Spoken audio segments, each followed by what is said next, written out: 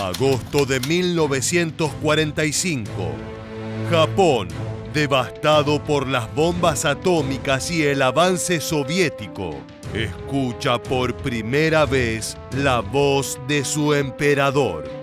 Hirohito anuncia la rendición y con ella se derrumba la idea del soberano divino. La guerra termina, pero comienza otra batalla. Decidir qué hacer con los responsables de la catástrofe.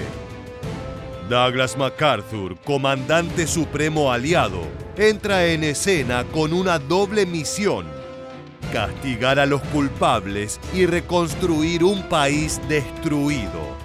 Así comienzan los juicios de Tokio, con sus horcas y cadenas perpetuas, donde se ventilarán las atrocidades que estremecerán al mundo. Prior to this, for MacArthur, the goal of the Tokyo trial had always been extremely simple: find those responsible for Pearl Harbor and hang them. But the new order complicated everything tenfold. Judge Japan for 14 years? Al finalizar la Segunda Guerra Mundial, el territorio japonés quedó suspendido en un silencio inédito. Las palabras del emperador Hirohito cerraban una semana de terror marcada por los bombardeos sobre Hiroshima y Nagasaki. Pero su anuncio no estuvo exento de dramatismo. Un grupo de oficiales fanáticos intentó un golpe dentro del propio Palacio Imperial, mediante el cual buscaban destruir la grabación con el discurso y forzar la continuación de la contienda. Sin embargo, el plan fracasó, derivando en asesinatos y en el suicidio de algunos de sus líderes mediante el seppuku, un ritual salvaje de desentrañamiento. La crisis mostró que el Japón imperial estaba dividido entre la obediencia al emperador y la obstinación militarista. No obstante, quedaba un solo camino para tomar frente al avance enemigo.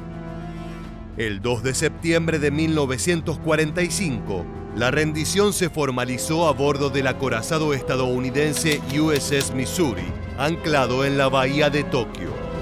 Con la firma del acta de capitulación, Japón aceptaba las condiciones de Potsdam: desarme total, ocupación aliada y el inicio de un proceso de depuración política. Desde ese instante, Hirohito quedó sometido a la autoridad del general Douglas MacArthur, comandante supremo de las fuerzas aliadas. Hirohito officially relinquished his divine status and became immortal. And last but not least, in February of 1946, the newly sanitized, democratized, and humanized emperor, for the first time ever, embarked on a tour of his country. Until this moment, his subjects knew their sovereign only from photographs and newsreels. But now he appeared among them, shuffling uncomfortably in his new clothes and awkwardly trying to look democratic. El discurso de la rendición había significado un quiebre rotundo. La imagen intocable del soberano como descendiente directo de la diosa Amaterasu se desvanecía frente a millones de japoneses que lo escuchaban resignado y humano. La crisis interna, marcada por bombas, conspiraciones y rituales de muerte, abrió así la puerta a la ocupación y al juicio del pasado. Y era precisamente Hirohito quien sería juzgado en primer lugar. Para muchos aliados, especialmente la Unión Soviética, debía ser considerado como un criminal de guerra y responsable último de la agresión y las atrocidades cometidas por los japoneses. Sin embargo, Douglas MacArthur adoptó un camino distinto. Consciente de la centralidad del emperador en la cultura de la nación, comprendió que condenarlo a muerte podía desatar un caos social y político que frustraría la ocupación. Por lo tanto, MacArthur argumentó que Hirohito no debía ser ejecutado ni condenado, sino preservado como figura simbólica. La estrategia fue pragmática. Mantener al emperador permitía garantizar la obediencia de la población al nuevo orden, mientras se eliminaba el carácter divino de la institución. Convertirlo en un hombre, quitándole su estatus de Dios, era más útil que hacerlo mártir. Estas fueron las conclusiones de su investigación en un informe que envió a las altas esferas de Washington. Investigation has been conducted, and no evidence has been uncovered which might connect the Emperor with the political decisions during the last decade. The Emperor is a symbol which unites all Japanese. His indictment will unquestionably cause a tremendous convulsion among the Japanese people, the repercussions of which cannot be overestimated. All government agencies will break down. All hope of introducing democratic methods would disappear, and some form of intense regimentations along communistic lines would arise. Con la Guerra Fría comenzando a perfilarse, Estados Unidos veía en la estabilidad de Japón un punto clave para contener la influencia soviética en Asia. Asimismo, el acuerdo también fue un movimiento político hacia dentro de Japón. Muchos militares se habían suicidado para evitar la humillación de un juicio, y otros aguardaban su destino en manos aliadas. Mantener vivo al emperador permitía amortiguar el resentimiento de los sectores nacionalistas y darle continuidad a la identidad japonesa en medio de la ocupación. Mientras Hirohito era salvado, se abrió la puerta a cumplir la promesa de Potsdam: aplicar severa justicia a los responsables de la guerra. Se diseñó así el Tribunal Militar Internacional para el Lejano Oriente, donde generales, ministros y altos funcionarios serían juzgados. El emperador no sería uno de ellos. Su figura se transformaría en una herramienta de transición para un Japón que debía renacer bajo supervisión extranjera y que encontraría un sorpresivo aliado gracias al acto de piedad con el líder nacional. Unexpectedly, help with putting together the death list came from the Japanese elites. Tight-lipped samurais suddenly turned into gossiping sneaks. And everywhere the victors went, it was the same refrain: exclude the emperor. He's innocent. Focus on General Tojo and his entourage. Tokio, mayo de 1946. En la Academia Militar de la ciudad, uno de los pocos edificios aún en pie, se inició un proceso que marcaría la historia. Allí, más de una veintena de dirigentes políticos, militares y burócratas japoneses fueron acusados de crímenes contra la paz, crímenes de guerra y crímenes contra la humanidad. El eco de Nuremberg se trasladaba a Asia. El tribunal, presidido por el juez australiano William Webb, sesionó durante más de 400 audiencias. Los fiscales aliados, provenientes de 11 países, presentaron pruebas de atrocidades cometidas en China, Corea, el sudeste asiático y contra prisioneros occidentales. Entre ellas, destacó la masacre de Nankín de 1937, en la que decenas de miles de civiles fueron asesinados y miles de mujeres violadas por tropas japonesas. During the trial, it was estimated that between 200,000 and 300,000 men, women, and children were massacred during the 6 weeks of the rape of Nanking by the Japanese army. On top of that, there were approximately 20,000 cases of rape. The majority of rape victims were subsequently mutilated with relentless savagery. También se abordaron temas como trabajos forzados, deportaciones masivas, torturas y el uso de armas químicas.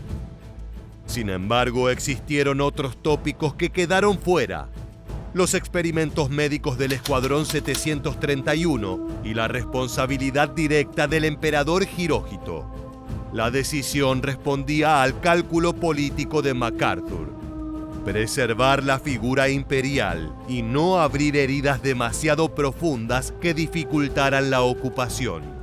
Esa omisión alimentó críticas que calificaron el proceso como justicia de vencedores. Las sesiones tuvieron momentos dramáticos. Algunos acusados intentaron suicidarse antes de ser arrestados, pero los aliados lograron mantenerlos con vida para que se sentaran en el banquillo. Otros, sin embargo, defendieron sus actos bajo el pretexto del deber patriótico, alegando que la guerra había sido inevitable para garantizar recursos para Japón.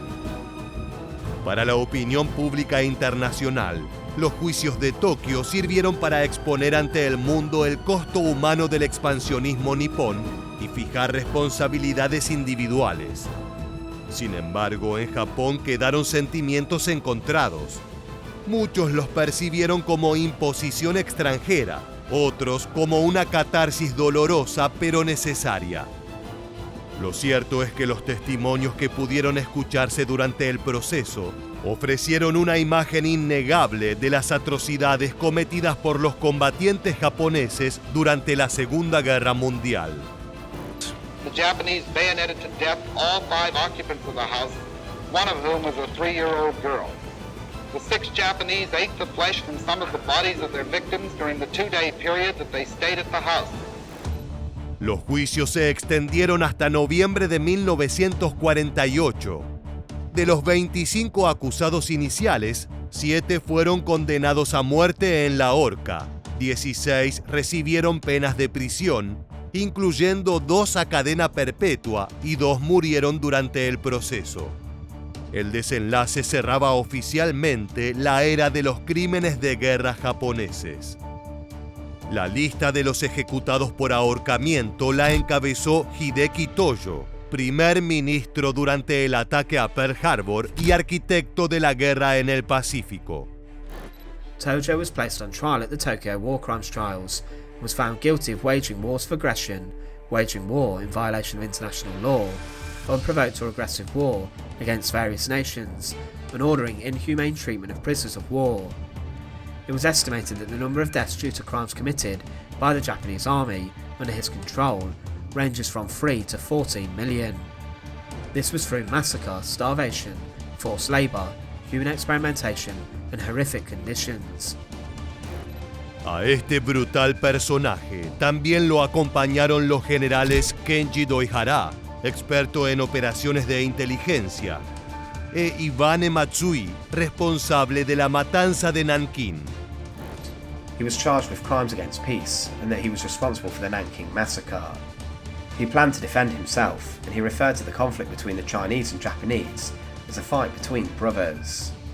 Regarding Nanking, he admitted he knew of a number of crimes committed by soldiers, including assault, murder and looting, but he denied the existence of large-scale massacres. Finalmente, la lista de generales sentenciados a muerte la completaron Heisuke Yanagawa y Akira Muto. A ellos se sumaron figuras civiles de peso. El ex primer ministro Koki Hirota, acusado de complicidad con el expansionismo, y el ex ministro de Exteriores Mamoru Shigemitsu, aunque su condena fue vista como más política que criminal. Las ejecuciones se realizaron en la cárcel de Sugamo la medianoche del 23 de diciembre de 1948. En una sala iluminada con 5 horcas, los condenados subieron al patíbulo con serenidad ritual. Tojo rechazó la comida occidental y pidió platos tradicionales japoneses. Antes de morir, dictó un poema budista de despedida. Cuando las trampillas se abrieron, un grito resonó en la sala. ¡Banzai! Último vestigio del espíritu imperial. And, at the stroke of midnight, December the 23rd, 1948, the Sugamo 7 were hanged. Immediately after the execution, the bodies were loaded onto an American Army truck and taken to the Yokohama crematorium, where they were burnt.